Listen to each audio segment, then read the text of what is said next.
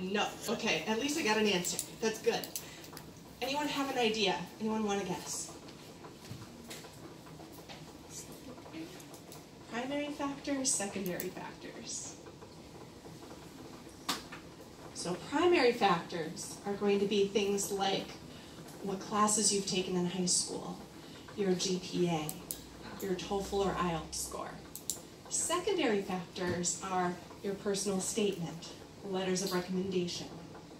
So first, we're going to determine if you're eligible to be at to enroll at our university by those primary factors.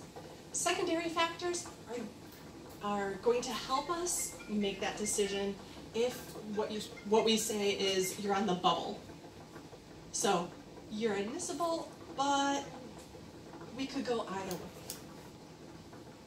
So if you write an excellent personal statement, you have excellent letters of recommendation, but a very, very, very, very, very low GPA, those secondary factors aren't going to override any detriments that we see in those primary factors. So we still need to focus on those primary factors. Secondary factors help us finalize that decision, especially if we're trying to make up our minds one way or the other. Yes, please. But for some students, they are not good at school. They get no high smart at all. But they really active and really smart in the others, like making robots or something like that. So how do you evaluate that kind of candidates? That is such a great question. So the question was, or comment really, was some students just don't do well at school. Sometimes they have difficulty testing, or maybe the curriculum doesn't quite match up with their learning style. And that is, that's very normal. So we still need to focus on those primary factors to make sure that, they're still going to be in an academic setting at university. That's not going to change. So we still need to focus on those primary factors. However, we do have a holistic view of a student's application. So not only do we look at those primary factors, the grades, the TOEFL or IELTS exam, but we also look at those supporting factors, the statement of purpose, how active you've been, have you done volunteer experience, or been parts of clubs or sports. So, like I said, we're looking for students not only to be in a classroom setting, although that's a big part of university, but we're also looking for students who have various interests and will contribute in a number of different ways, inside as well as outside the classroom. So I think an entire other presentation could be made on different admissions requirements for universities. So I won't necessarily dive into that subject, but I can chat with everyone after that, or after the presentation.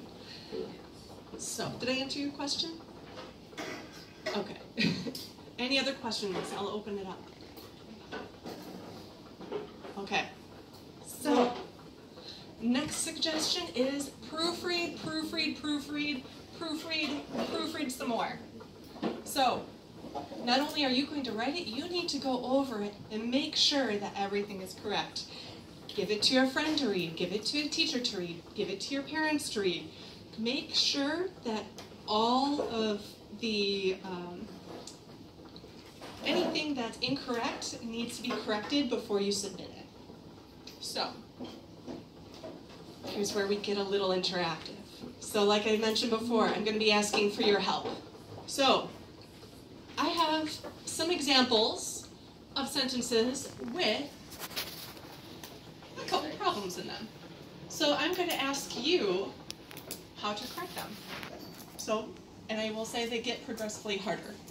So, first sentence, after I graduate from high school, I plan to work for a nonprofit organization. You got it. So, form is an English word, so even if you use spell check, it's not going to come up. So, that is you're absolutely correct, and I heard a number of other people in the background say the same correct answer. Form needs to be from high school. Second one, from that day on, Daniel was my best friend. Yeah, not your best friend, maybe your best friend. Daniel is friend. Yeah, so that is another example of maybe a typing mistake or maybe an autocorrect that is not entirely correct. So again, proofreading would hopefully catch that mistake, even if spell check doesn't. Third, it finally occurred to me that there was a shark in the water. There, it's the wrong there. There. There. Which is the correct there? T-H-E-R-E. I want to immerse myself in the language. Merge. Not emerge.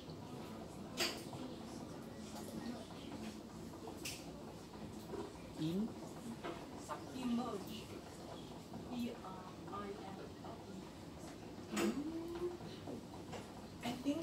I think people are kind of dancing around it, but not entirely correct yet.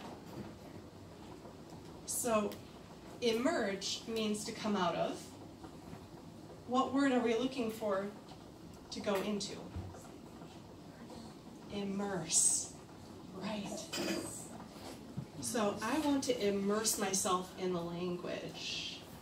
Not emerge, come out of, but I want to go deeper into the language. I want to immerse myself in the language. And this is the toughest one. So I'm going to be very impressed if you guys can get it correct, because some of my American friends didn't know how to correct this. So last, I spoke with the person that wrote the email. So I heard one correct. Who? I am so impressed. More than one person answered that correctly. So I spoke with the person who wrote the email. It's a thing that, but a person who does something. Very good. I am pretty impressed. So, what should you include in your personal statement? Leadership experience. Work or volunteer experience. Skills you possess or have developed. So this is kind of an interesting thing. So skills that you already have that might set you apart from other people, or have developed. Maybe you were not a good public speaker a couple years ago, but you've voluntarily taken on leadership positions where you had to speak in front of a crowd, like right now. Or maybe you had trouble testing, but you went to a tutor and you developed those skills, you developed test strategies, and now you are a better test taker than you were before. So we want to see that you have developed skills over time. You've improved yourself. Challenges you have overcome, especially if this impacts your academic performance. So I know we receive a number of applicants who say, you know, there's this one class that I didn't do well in, or one semester where I was having a very difficult time. Maybe it was a family issue, perhaps a medical issue. You can add that to your personal statement, and it will give us a better idea of, you know, if we see you've had great grades, except for that one semester, it's going to give us an explanation. And that will go a very long way to determining how we view your overall transcript.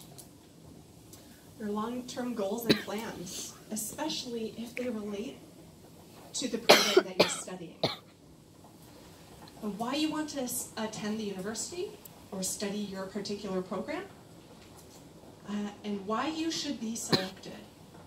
So, how will you be a successful student? What will you contribute to the campus community? And what makes you interesting or unique? And these very much can be influenced by these items above. Now, what to avoid? Addressing a different university, like I mentioned before. Slow introductions. So, many years ago, I had a dog named Lucy. That's not necessarily going to grab our attention. So try to give us in the first paragraph or maybe the first couple sentences something that makes us think, that makes us wonder more about you. Recapping your whole life story. We don't need to know everything. We just want to know the important parts. So what makes you who you are? Lying and plagiarism. I put these two because if we admit students who lied or plagiarized, at the end of our application, you sign off and say that everything in your application is true. So if we find out later that you lied or plagiarized, we can actually dismiss you from our university. So it's very, very important that you're honest and truthful and you use your own unique work in your personal statement. So, does anyone know what plagiarism is? Yeah, copying. Yeah, it's using someone else's work as if it were yours. So, for example, taking a sentence or two from a magazine article or a news article or a story or a research article, or maybe someone else's personal statement, which we have seen before. We've seen multiple personal statements with the same lines in them. That is plagiarism, using someone else's work and calling it your own. So both of these can have you removed from the university. Negativity. So, having a difficult experience in life is not necessarily a bad thing. Everyone goes through difficult situations, but dwelling on those bad situations is not what we're looking for. What we're looking for is, if you are writing about a negative situation, how did you make it positive? How did you grow from that? What did you take away from that experience? Vagueness. So something very general. Yeah, we want specific information. So if you write about, I really enjoyed studying in school. Okay, what I want to know is, what did you enjoy studying? What subjects? What really spoke to you? Was there a novel that you read that was really interesting to you? Just saying that you enjoy studying doesn't really give us much information. We're looking for more. And cliches. Cliches are overused statements. So, although there might be some truth to them, again, they're not unique. We're looking for your words.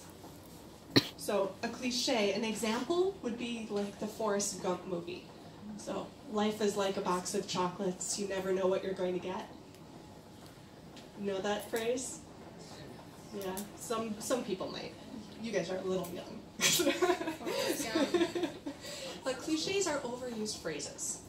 So, yeah, I think that's it's a good sentiment. Life is like a box of chocolates, you never know what you're going to get. But it's not unique. We want to hear what you have to say and not rely on words that have been used thousands and thousands, maybe millions of times. And sentences that don't contribute to the purpose of your statement. Like I mentioned, we're looking for 1 to 2 pages. Anything additional that doesn't contribute to what you want to say can be left out. So, I have some examples. The top is an okay example, and the second is maybe something that's a little bit better. So again, I'm going to be asking for your feedback on what makes the second statement better. So I'll read both of them. I want to help people. I've gotten so much out of life through the love and guidance of my family. I feel that many individuals have not been as fortunate. Therefore, I would like to improve the lives of others.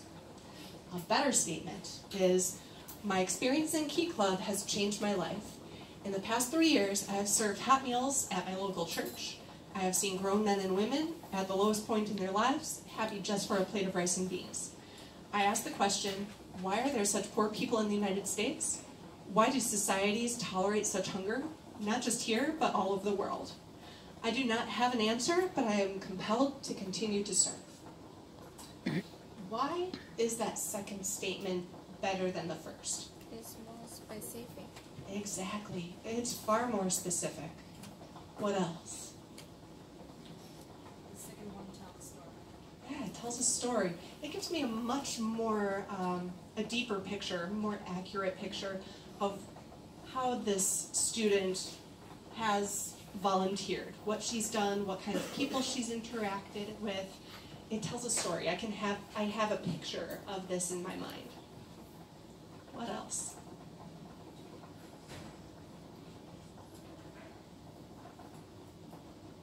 So something else that I like about it is the last part.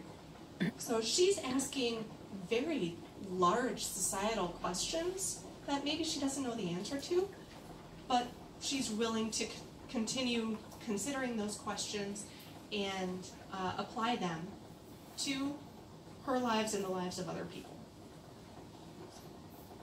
Next.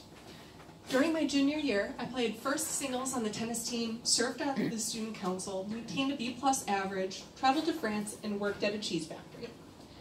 Second, the better statement. I am proud to have maintained a B+ average during my junior year. This year I have chosen to become more active in work, volunteer, and extracurricular activities. This involvement has not only improved my personal life, but has helped me develop my time management skills. I now know that I can contribute to my community and maintain my high academic standing by prioritizing what is most important. So, why is the second statement better? The second one shows his or her achievement and what he or she has learned from the junior year, not just listing like the one in the first has. Yes. And that is my biggest takeaway, is this is a list. Again, this gives more insight. I can picture it a little bit better. It gives more detail. And the lessons learned, which I think you touched on as well. So, any other comments? All right. So, has anyone heard the phrase elevator pitch? Yeah. So elevator pitch is something like a quick summary, maybe 30 to 60 seconds to describe why, well, not just this, but if I can paint a picture for you. Imagine that you have a company and you find yourself in the elevator with someone who can make your company big or more influential, or someone that you want to partner with. You have 30 seconds in that elevator to describe what you do and why that person should be partnering with you. Go. So, think of your personal statement like your own personal elevator pitch to the university. You have a captive audience. You have someone sitting down to read your statement, and it needs to be effective and quick. So, if you had 60 seconds to describe why you should be admitted to this university or program, what would you say? And this should be in your personal statement. Include only the most relevant and important information. Like I mentioned, if there's a sentence in there that does not move you towards that end goal of describing why you should be admitted to that university, consider leaving it out. Highlight your value as a student, as a person. And make the statement confident, interesting, and convincing, again, without going over the top or lying or plagiarizing. So,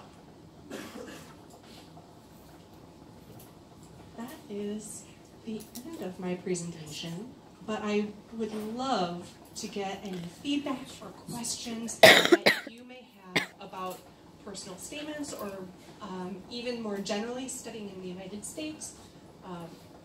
Yeah, so I will bring it to the group. Do you have any questions for me? Is there any structure or any outline that your admission bachelor's prerequisites read, or we just write what we feel the most appropriate to us? Yeah, so the question was, what kind of format is it? Is there a certain structure that admissions counselors are looking for? And to vaguely answer your question is, it depends. So my biggest suggestion is going to be whatever the university is looking for, address that. So if they have a specific question about why are you considering our university, you should write about that specifically. You can use supporting information from your life about how you had a certain experience and that has informed what you want to study. Or you have a connection to the city where the university is located. You can bring in your personal experience, your leadership experience, your personal development into any question that is asked, but it should first address the question asked. So most of the time, there will be one or maybe two prompts where you can select one or the other to write on. So I would always do your best to address what the university is asking for. Yeah, Well, in my university, I have to write a personal development plan, but I don't know how to start my introduction. I know how to write more. So do you have some tips? okay. So tips on how to write a personal development plan, specifically the intro.